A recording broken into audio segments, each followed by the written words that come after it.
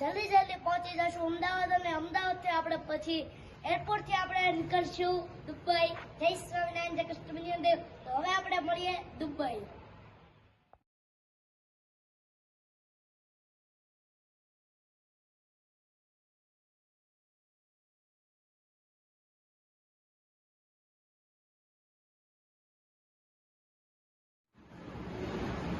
અમદાવાદ જાતી વખતે આપણે દર વખતેનો અહીંયા હોલ્ડ છે. તો આ છે મોગલધામ માયલા. તો તમે પણ અહીંયા દૂરથી એકવાર દર્શન કરવા આવતા છો. હવે આપણે બધી બાજુથી માન પ્રદર્શન જય સ્વામિનારાયણ, જય કૃષ્ણ દેવ. તો અત્યારે આપણે પહોંચી ગયા છીએ સરદાર વલ્લભભાઈ પટેલ ઇન્ટરનેશનલ એરપોર્ટ અમદાવાદ. તો થોડીક ક્ષણોમાં આપણે ફ્લાઇટમાં બેસશું. 2 વાગે આપણી ફ્લાઇટ છે અને અત્યારે કેટલા વાગે આવી તો ખબર નથી, પણ આપણે સવારે 6 વાગે આપણે પહોંચી જઈશું દુબઈ. તો આપ સૌ પણ આપણા બ્લોગ સાથે જોડાઈ રહેજો અને આપણે કાલે સવારમાં 6 વાગે મળશું દુબઈ. જય સ્વામિનારાયણ, જય કૃષ્ણ. જલ્દીથી ચેકિંગ કરાવી લઈએ, નકર ઠેલા નહીં.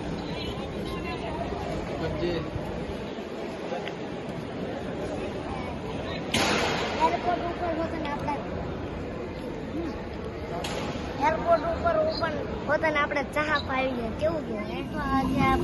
હવે આપણે પહોંચી ગયા છીએ પ્લેનમાં અને થોડીક ક્ષણોમાં ફ્લાઇટ સ્ટાર્ટ કરવી છે.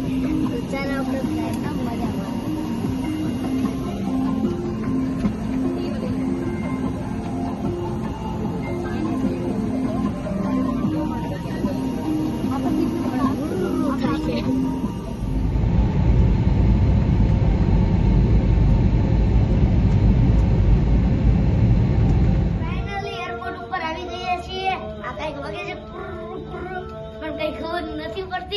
તો પણ આપણે પેલા લઈ લેવાના છે આપણા ઠેલા.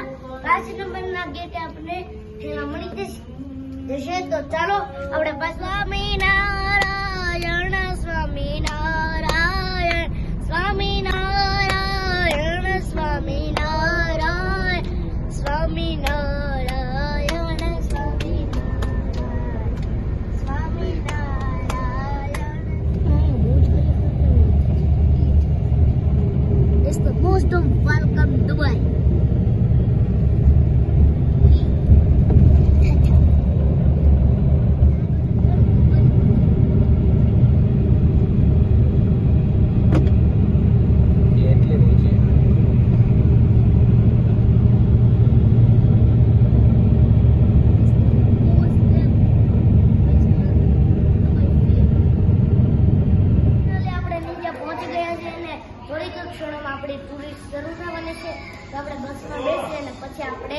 જઈશું ટુરિસ્ટમાં અને અલગ અલગ જગ્યા આપણે ફરશું.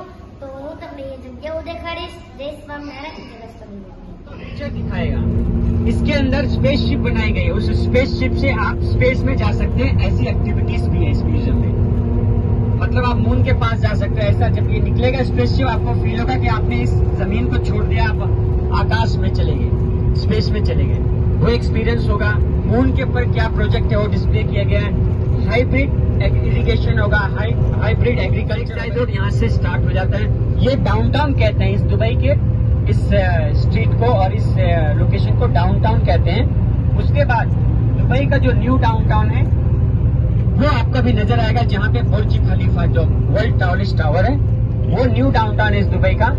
और अभी आपको बुर्ज खलीफा का व्यू नजर आएगा आपके ठीक लेफ्ट साइड में.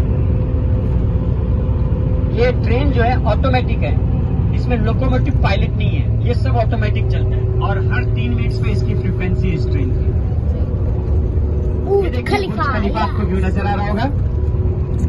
वर्ल्ड का टॉलेस्ट टावर बुर्ज खलीफा, जिसकी हाइट है 828 मीटर और इसके अंदर 163 फ्लोर्स हैं. इसे हम बिजनेस बेबी कहते हैं.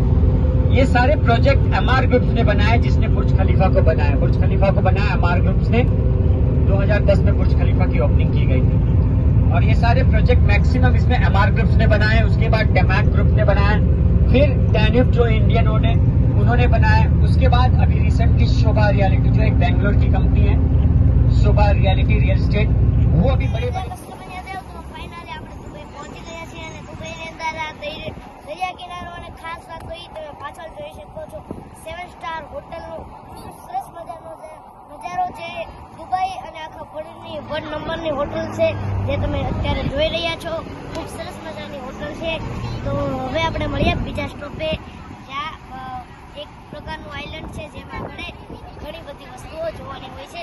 ચાલો આપણે એ જગ્યાએ જઈએ. જય સ્વામિનારાયણ, જય કૃષ્ણ. એ આ જગ્યા છે જે આખી પાણીમાં બની છે, ગડચલા જેવો આકાર છે, જે ખૂબ સરસ મજાની છે. અને એનો સ્ટાફ પણ ખૂબ સરસ મજાનો છે અને એ ખૂબ સરસ મજાની સેવા પણ થઈ રહ્યો છે. અહીંયા એક તમને કેન્ટીન પણ જોવા મળશે જે બાળકોને પણ ખૂબ ઉપયોગી છે. અને તમારે પણ અત્યારે આપણે આની જે ટ્રેન છે એમાં બેસીને આખું આપણે આઇલેન્ડ જોવાનું છે.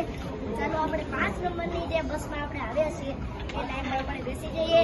આ છે આપણું આઈ કાર્ડ, એટલે આપણે કંઈ ગળામાં નાખવાની જરૂર નથી. તો ચાલો હવે આપણે લઈ જઈએ લાઈનમાં. ચાલો.